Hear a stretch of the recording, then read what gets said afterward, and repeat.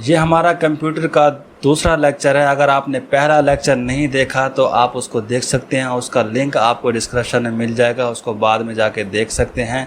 ये लेक्चर्स आपकी jobs exam की तैयारी के लिए बहुत अहम है, क्योंकि इसमें आप पे कॉन्सेप्ट क्लियर कराया जाए। ये नहीं है कि आपने रट्टा लगाना है, रट्टा बिल्कुल नहीं लगाना है। आसान तरीके से समझाऊंगा पहले लेक्चर की तरह दूसरा भी, तो आपने इसको सिर्फ गौर से देखना है। ये चंद मिनट से लगेंगे आपके लिए।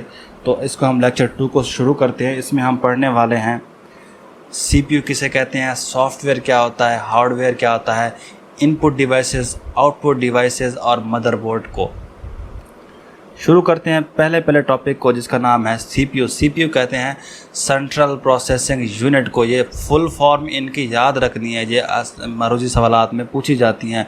CPU के हवाले से एक और सवाल आता है कि the brain of the computer, computer का जो दिमाग होता है वो क्या होता है, CPU होता है। ये दो सवाल बहुत अहम है, आपने इसको याद रखना है। अब देखते हैं कि CPU होता क्या है, कैसा है, दिखने में कैसा होता है, उसके अलावा इसको हम इससे क्या क्या काम ले सकते हैं CPU से। देखिए बहुत से स्टूडेंट जो है ना, इस बड़ी ये जो आपको नज़र आ रहा है यहाँ पे साइड पे, ये वाली चीज़ यहाँ पे आपने फोकस करना है, मेरी तरफ काम देखना है, ठीक है। तो ये जो चीज़ नज़र आ रही है आपको, ये इसको CPU समझते हैं, लेकिन ये CPU नहीं है, ये एक पूरा का पूरा कंप्यूटर है, PC जिसे हम बोलते हैं। तो CPU क्या होता है, CPU बहुत छोटी सी चीज़ है। देखें मेरे ऊपर आपको नज़र आ रहा है ये बंदा, उसने अपने हाथ में CPU को लिया हुआ है। तो CPU बस इतना ही होता है, एक छोटी सी चिप, एक प्रोसेसर जिसे हम बोलते हैं। ये CPU यही ही पूरे कंप्यूटर को कंट्रोल करता है। सेम इसी तरह जैसे हमारी पूरी बॉडी कितनी बड़ी है, लेकिन हमें जो कंट्रोल करता है वो हमारा दिमाग करता है। इसी तरह से कंप्यूटर का दिमाग क्या होता है, CPU होता है। हमारा दिमाग तो आपको पता है हमारा ही होता है। इसी तरह से यहाँ पर एक मदरबोर्ड के अंदर बंदा इस CPU को अंदर फिट कर रहा है, तो ये मदरबोर्ड के अंदर ऐसे लगता है। मदरबोर्ड क्या है वो लास्ट में पता चल जाएगा। इसी तरह से ब्रेन ऑफ कंप्यूटर, ये आपने इसको जहन में रखना है, ठीक है। अब देखते हैं कि ये CPU जो है ना काम कैसे करता है, इसका क्या मकसद है इसको बनाने का, CPU के हमें क्या क्या और जो है ना फ़ायदे मिल सकते हैं। CPU का काम है प्रोसेसिंग करना। सेंट्रल प्रोसेसिंग यूनिट से मुराद है कि इसने क्या करना है, प्रोसेस करना है चीज़ों को। अब ये प्रोसेसिंग क्या चीज़ होती है, ये बहुत ही सिंपल सी चीज़ है। मिसाल के तौर पर मैं आपको कहता हूँ कि आप मुझे 5 के साथ 5 को मल्टीप्लाई करें तो आप कहेंगे 25। मैं आपको कहता हूँ कि 10 को 10 में प्लस करके दें तो आप कहेंगे 20, ठीक है। अब ये जो चीज़ है ये सारा का सारा प्रोसेसिंग हो रही है। असल में प्रोसेसिंग कहते हैं मतलब किसी से कोई ऐसा सवाल किया जाए और वो उसका आपको जवाब दे दे, तो उस बीच जो काम होता है उसे क्या बोलते हैं, प्रोसेसिंग होती है। अब इसमें कैसे प्रोसेसिंग हुई है, मैंने आपको कहा 5 के साथ 5 को 5 के साथ आपने मल्टीप्लाई करना है, तो आपने आंसर दिया 25। असल में क्या था कि मैंने जैसे ही आपको सवाल किया तो आपने उसको अपने दिमाग में प्रोसेस किया कि सर जो है हमसे क्या पूछ रहे हैं, 5 को 5 से मल्टीप्लाई पूछ रहे हैं। आपने उसका फ़ौरन जवाब दे दिया कि 25 आ जाएगा, 10 को 10। तो ये सारा का सारा क्या हो रहा था, असल में प्रोसेसिंग हो रही थी। अब देखते हैं कि अगर ऐसा काम हम कर सकते हैं तो फिर कंप्यूटर को बनाने की क्यों ज़रूरत पेश आई है, ठीक है। अब मैं आपको कहता हूं कि 28 को 18 के साथ मल्टीप्लाई करें, जवाब दे पाएंगे? नहीं दे पाएंगे, फ़ौरन जवाब नहीं दे पाएंगे। आप इसका जवाब दे देंगे, आप इसको क्या करेंगे, फिर दिमाग में जाएंगे, फिर वहाँ पे प्रोसेसिंग करेंगे कि ये 18 में जो 8 का पहाड़ा पढ़ना है, 1 का पहाड़ा पढ़ना है, इसको मल्टीप्लाई करना है, फिर इसका आंसर निकालना है। तो इससे क्या होगा कि आपकी प्रोसेसिंग स्पीड में फ़र्क आ गया है, आपकी प्रोसेसिंग स्पीड क्या हो गई है, स्लो हो गया है। तो इसी मकसद के लिए फिर CPU को बनाया गया, मतलब कंप्यूटर हमारे को बनाया गया, जिसकी वजह से फिर क्या है कि जो इसकी कैलकुलेशंस है बड़ी तेज़ होने लगी। क्योंकि ये कंप्यूटर जो है ना, आप उसमें कुछ भी लिख दें, कितनी बड़े लफ्ज़ क्यों नहीं, वो फ़ौरन आपको मल्टीप्लाई करके दे देगा। तो कंप्यूटर जो सबसे पहले बनाया गया था, जो हमारा CPU बनाया गया था, उसका मेन काम भी यही था कि सिर्फ उसने कैलकुलेटर का काम करा, सिर्फ कैलकुलेशंस के लिए बनाया गया था। आज का कंप्यूटर ऐसा नहीं था जो पहले कभी जो शुरू में हुआ करता। शुरू का कंप्यूटर सिर्फ कैलकुलेशन देता था, सिर्फ उसमें क्या था, कैलकुलेटर का यूज़ होता था, ठीक है। इसी तरह से ये प्रोसेसिंग के बारे में आपको पता चल चुका होगा। अब देखते हैं हम कि CPU के मज़ीद कितने पार्ट्स होते हैं। CPU के मज़ीद जो है 3 पार्ट्स होते हैं। इस CPU के अंदर 3 चीज़ें और होती हैं जो 3 तरह के फंक्शन करते हैं। क्योंकि ये वाला CPU जो हमारे पास नज़र आ रहा है, ये एक डेवलप्ड CPU है जो आज के दौर का CPU है, पहले कभी ऐसा नहीं हुआ करता था। वो आपको जो कंप्यूटर की जनरेशन के बारे में पढ़ाऊंगा तो एक अगला लेक्चर आएगा, इससे अगला या इससे अगला हो सकता है, ठीक है। तो फिर वो जो है ना उसके अंदर आपको कंप्यूटर की जनरेशन के बारे में पता चल जाएगा। फिलहाल जहन में ये रखें, कंप्यूटर CPU के 3 पार्ट्स होते हैं, 3 पार्ट्स के अंदर ये काम करता है। इसके अंदर एक होता है पहला ALU, ये अक्सर आता है। ALU से क्या मुराद है? ALU कहते हैं अरिथमेटिक लॉजिकल यूनिट को। अब ये अरिथमेटिक लॉजिकल यूनिट का मतलब क्या है? अरिथमेटिक का मतलब होता है मैथ, लॉजिक और यूनिट। अब मतलब यह है कि जो CPU का ये वाला पार्ट है, इसका काम होता है सिर्फ मैथ की कैलकुलेशंस को संभालना। मिसाल के तौर पर अगर ये कोई मैथ के सवाल कर रहा है, जिस तरह कि हमने पहले लिखा था, ठीक है, तो ये जो इसका सारा का सारा काम होगा ये किस में हो जाएगा? इसको सारे का कंट्रोल कौन करेगा? ये हमारा ALU, CPU का ये वाला हिस्सा जो ALU है, अरिथमेटिक लॉजिकल यूनिट है, यही इसको कंट्रोल करेगा। तो ये इसका एक पार्ट हो गया, ठीक है। दूसरा होता है हमारे पास कंट्रोल यूनिट। तो एक और होता है कंट्रोल यूनिट जो इसको कंट्रोल करता है, चीज़ों को कंट्रोल करता है, ठीक है। तीसरा हमारे पास हो जाता है इसी CPU का जो हिस्सा है वो हो जाता है हमारे पास मेन मेमोरी। अब मेन मेमोरी का क्या काम है? देखें, हमने कंप्यूटर के अंदर सिर्फ मैथमेटिकल चीज़ें सॉल्व नहीं करनी होती, हमने सिर्फ मैथ को हल नहीं करना होता, बल्कि हमें कुछ और चीज़ें भी स्टोर करनी होती है। उसमें हमारे नाम हो सकते हैं, उसमें हमारे डॉक्यूमेंट्स वगैरह हो सकते हैं। तो ये सारा का सारा काम कौन संभालता है? मेन मेमोरी संभालता है। क्योंकि ALU तो सिर्फ मैथ को संभालता है, उसकी कैलकुलेशन संभालता है, लेकिन जो बाकी चीज़ें हैं उसके लिए फिर क्या बनाया गया? मेन मेमोरी बनाई गई। तो CPU के 3 पार्ट्स और इसका काम क्या है इसके बारे में आप जान चुके होंगे। आगे देखते हैं हार्डवेयर और सॉफ्टवेयर किसे कहते हैं। हार्डवेयर कहते हैं कोई ऐसी चीज़, कोई ऐसी मशीनरी जिसको हम टच कर सकते हैं, जिसको मैं छू सकता हूँ, वो मेरा क्या कहलाती है? हार्डवेयर कहलाती है। मिसाल के तौर पर मैं इस माइक को टच कर सकता हूँ, ये भी एक किस्म का हार्डवेयर बन जाएगा मेरे लिए, ठीक है। और इसी तरह से कंप्यूटर में कई तरह के हार्डवेयर होते हैं, हार्डवेयर डिवाइसेस होती हैं। ये क्वेश्चंस भी अक्सर पूछे जाते हैं कि हार्डवेयर डिवाइसेस क्या होती हैं, कौन कौन सी होती हैं, ठीक है। या कभी जो है ना हार्डवेयर डिवाइस का नाम लिख देते हैं, कहते हैं कि बताएं ये कौन सी डिवाइस है। तो हार्डवेयर इसे कहते हैं। सॉफ्टवेयर कहते हैं एक ऐसी डिवाइस, एक ऐसी चीज़, डिवाइस नहीं कहेंगे बल्कि, ठीक है, जिसको हम टच नहीं कर सकते, बहरहाल हम उससे काम ले सकते हैं। वो किस तरह काम ले सकते हैं वो आगे आपको पता चल जाएगा। फ़िलहाल ज़हन में ये रखें कि इनको याद करने का तरीका यही है। अगर कभी कोई पूछ ले, कोई भी चीज़ पूछ ले, अगर आप उसको टच कर सकते हैं फिजिकली तौर पर, तो वो क्या हो जाएगा? हमारा हार्डवेयर।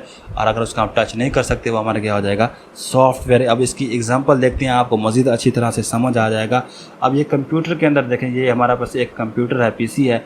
इसके अंदर मुख्तलिफ चीज़ें लगी होती हैं, रैम लगी होती है, इसके अंदर प्रोसेसर लगा होता है, प्रोसेसर वही CPU है, ठीक है।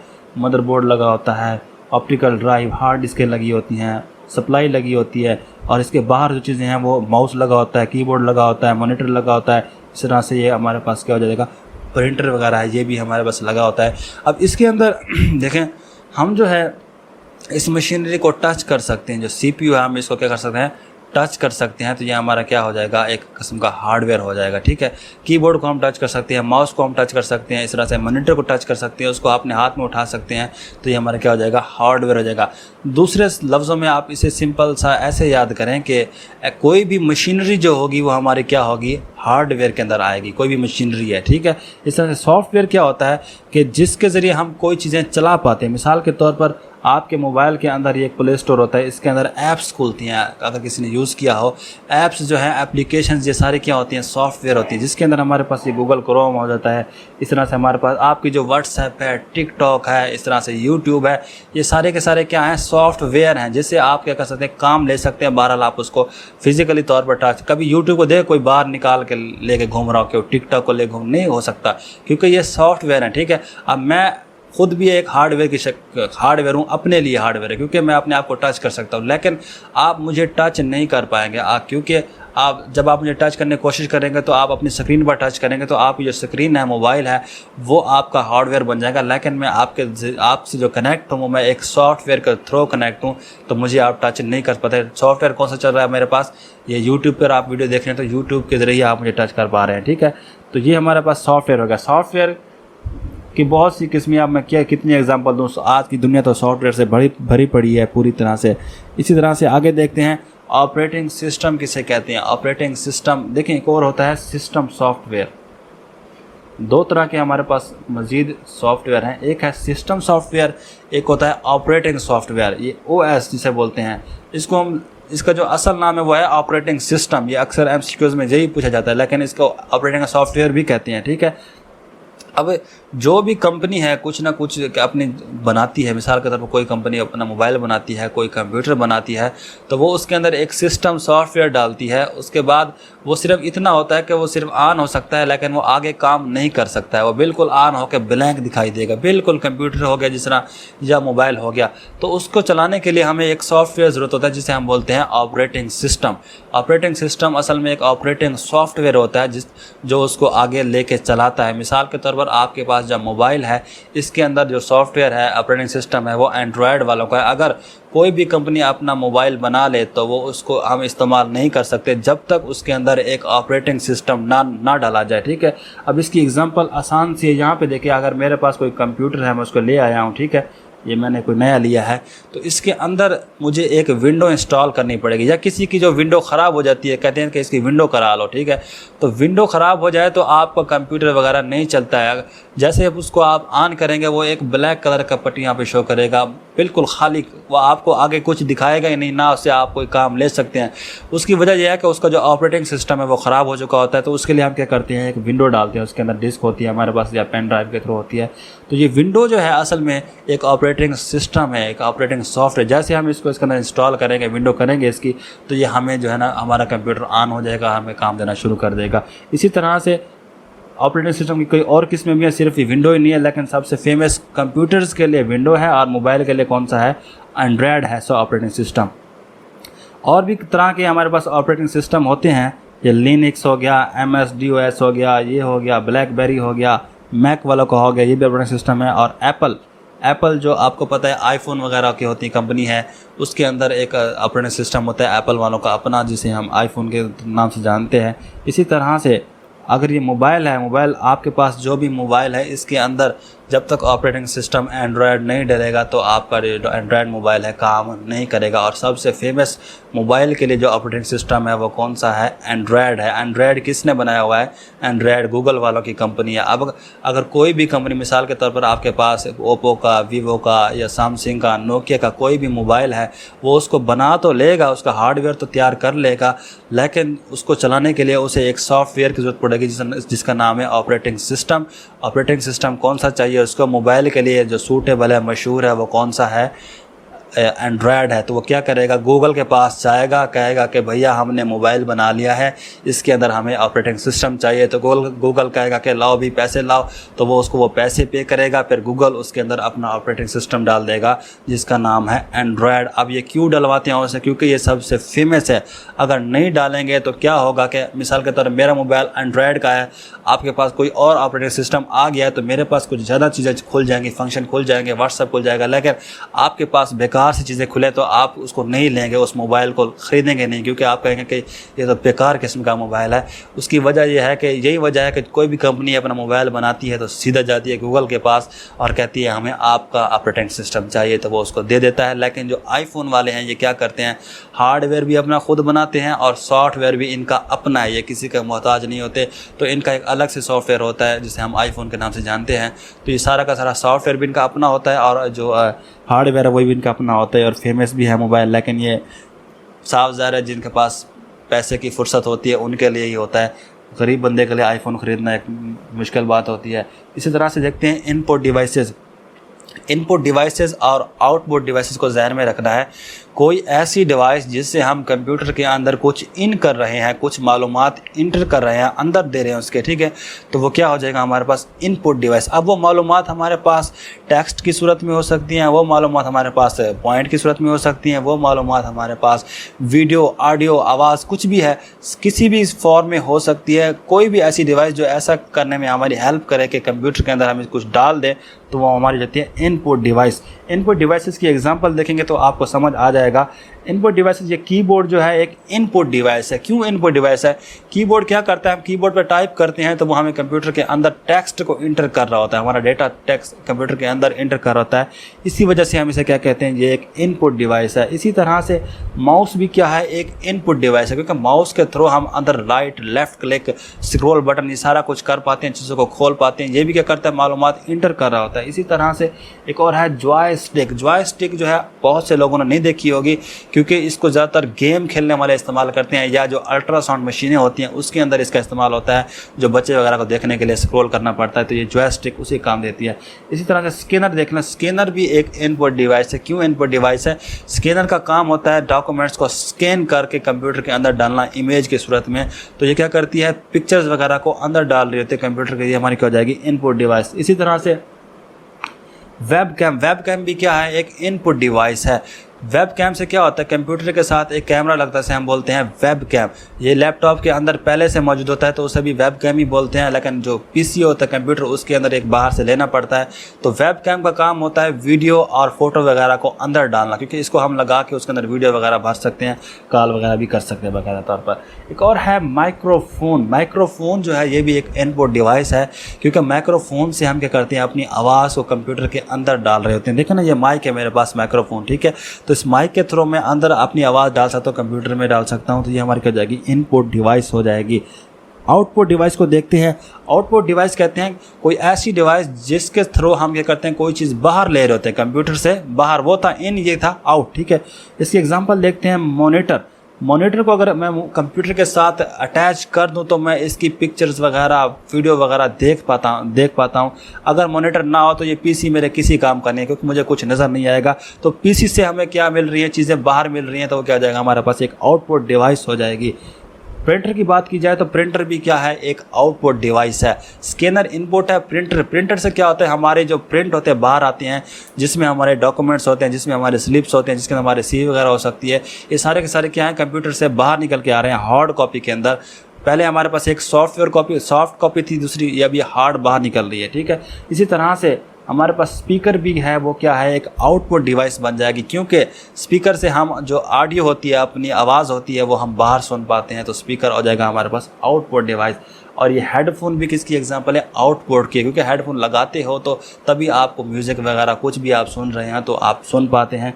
इसी तरह से प्रोजेक्टर भी क्या है, आउटपुट डिवाइस है। प्रोजेक्टर का काम होता है जो वीडियोस वगैरह होती हैं उनको एक पर्दे पर, दीवार पर दिखाना। तो ये भी क्या करता है, बेसिकली मॉनिटर की तरह ही काम करता है, मतलब हमें वीडियो वगैरह दिखाता है। तो ये प्रोजेक्टर भी क्या हो जाएगा, आउटपुट डिवाइस हो जाएगी। ये एक और है प्लॉटर। प्लॉटर असल में प्रिंटर ही होता है, ये कलरफुल होता है। तो प्लॉटर जो है ना, जो एक कलरफुल प्रिंटर है उससे थोड़ा सा डिफरेंस होता है। ये प्लॉटर का काम होता है बड़ी बड़ी चीज़ों को प्रिंट करना। मिसाल के तौर पर कोई पैनाफ्लेक्स हो गया, या कोई बड़ी बड़ी डिज़ाइनिंग है, सीनरी है, 3D वॉलपेपर वगैरह है, तो ये सारे के सारे काम कौन करता है, प्लॉटर काम करता है। इस तरह से आगे देखते हैं, कुछ डिवाइसेस इनपुट और आउटपुट दोनों तरह की हो सकती हैं। मिसाल के तौर पर एक ही टाइम पर वो दोनों फंक्शंस पे कर रही होती है। मिसाल के तौर पर इसको देखें, ये हमारे पास एक स्कैनर भी है और प्रिंटर भी। यहाँ पर हम चीज़ें स्कैन कर पाते हैं और यहाँ से हम इसका क्या करते हैं, प्रिंट वगैरह निकाल सकते हैं बाहर, ठीक है। तो इस तरह से ये इनपुट भी है और क्या हो जाएगी, आउटपुट भी हो जाएगी। टच लैपटॉप को देख सकते हैं। टच लैपटॉप में क्या होता है, आप इंटर करते हैं तो साथ में आप उसमें कुछ इंटर भी कर रहे होते हैं, लेकिन उससे कुछ सामने भी देख रहे होते हैं। अब इसकी एग्जांपल मोबाइल से समझेंगे आप। जो आपका मोबाइल है, आपने मोबाइल को खोला है इस तरह से, उसका लॉक को आपने ओपन किया है, तो सारा कुछ आप उसमें इन कर रहे हैं, ठीक है। करने के बाद आपने कोई व्हाट्सएप वगैरह खोला है, कोई वीडियो खोले, जैसे आपने क्लिक किया तो वो आपका इन हो जाएगा, लेकिन जो चीज़ आपको वो खोल के दिखाएगा वो उसका क्या हो जाएगा, आउट हो जाएगा, आउटपुट हो जाएगा। व्हाट्सएप खोला है तो व्हाट्सएप खुल के आपको सामने नज़र आ जाएगा। या आपने फिर क्या किया है, मोबाइल के अंदर से कोई वीडियो ओपन की है तो वीडियो जो आपको नज़र आ गई स्क्रीन पर वो आपका क्या हो जाएगा, आउटपुट, लेकिन जो आपने खोला था वो हमारा क्या हो जाएगा, इनपुट। ये दोनों काम कर रही होती हैं एट द सेम टाइम, ये डिवाइसेस भी आपको मिल जाती हैं। आखिर में है हमारा मदरबोर्ड। मदरबोर्ड कुछ भी नहीं है, जो हमारा पास ये जो कंप्यूटर होता है, पीसी होता है, पीसी से मुराद है पर्सनल कंप्यूटर। ये भी क्वेश्चन अक्सर आता है, ठीक है, इसको भी याद रखना है। पर्सनल कंप्यूटर के अंदर क्या होता है कि इसकी ये ऊपर जो आपको नजर आ रहा है, ये सिर्फ एक डब्बा है खाली। इसके अंदर असल में इस तरह का एक सर्किट लगा है जो यहाँ पर दिखाया गया है, इसे हम बोलते हैं मदरबोर्ड। ये मतलब इसकी अम्मी जान है, यूँ समझें, ठीक है। तो इस मदरबोर्ड के अंदर सारा कुछ जहाँ पर लग जाता है, इसमें हमारे पास सीपीयू लगता है, इसी के अंदर हमारे पास जीपीयू लग जाता है, इसी के अंदर हमारे पास रैम, रोम, ये सारा कुछ जहाँ पर लगेगा। और इसमें ऑडियो डिवाइसेस होती हैं, सारे के सारे सर्किट, टोटल का टोटल काम जो है असल में किस में हो रहा है, मदरबोर्ड के अंदर हो रहा है। तो इसलिए हम इसे कहते हैं मदरबोर्ड, क्योंकि ये सारा का सारा काम संभाल के रखती है, बिल्कुल वैसे ही जैसे आपके घर के अंदर आपकी अम्मी जान, अल्लाह ताला उनको ज़िंदगी दे, वो सारा का सारा काम संभाल के रखती है, तो बच्चों को टेंशन नहीं आने देती। सेम मदरबोर्ड का काम भी यही होता है। तो हमारा कंप्यूटर का लेक्चर नंबर 2 भी ख़त्म हो चुका है। उसके बाद एक अहम बात जो मैं लास्ट में करता हूँ, मेरा व्हाट्सअप नंबर दिया जाता है। किसी को कुछ समझ ना आया तो मुझे व्हाट्सअप पर रब्ता कर सकता है। और स्टूडेंट्स को लाजमी है कि मेरे व्हाट्सअप नंबर पर अपना नाम लिखकर मैसेज किया करें, क्योंकि मैं आपका नंबर जो है वो सेव कर लूँगा और आपके पास मेरा नंबर सेव होगा। तो जो मेरे स्टेटस हैं उसके ऊपर जॉब्स के एड्स लगते रहते हैं और इसके अलावा एजुकेशन की ख़बरें भी उसमें आपको दिख जाएंगी। तो उससे फ़ायदा ये होगा कि आपकी कोई भी जो जॉब वगैरह के ऐड है वो मिस नहीं हो पाएगा। उसके अलावा आपको गाइडलाइंस भी फ्री मिल जाएंगी। तैयारी करनी है तो आपको वेबसाइट हमारी मिल जाएगी, वहाँ से आप तैयारी कर सकते हैं फ्री के अंदर। अगर आपने पेड क्लासेस लेने हैं जिसके अंदर हम आपको फिर एक ख़ास तवज्जो के साथ पढ़ाते हैं, हमारे बैचेस चलते हैं, तो उस बैच के अंदर आप क्या कर सकते हैं, एंट्री ले सकते हैं। उसकी फ़ीस होती है, ज़्यादा फ़ीस भी नहीं होती, आम सी फ़ीस होती है। वो फ़ीस के बारे में व्हाट्सएप पर आप पूछ सकते हैं। तो अभी हमारा लेक्चर ख़त्म होता है, इंशाल्लाह अगला लेक्चर पढ़ेंगे, उसके अंदर हम मज़ीद चीज़ें डिस्कस करेंगे। ये कोई 4 से 5 लेक्चर बनेंगे, तो आप इसको बस पढ़ लें तो आपके कंप्यूटर के सवालात की जो प्रॉब्लम है वो हल हो जाएगी।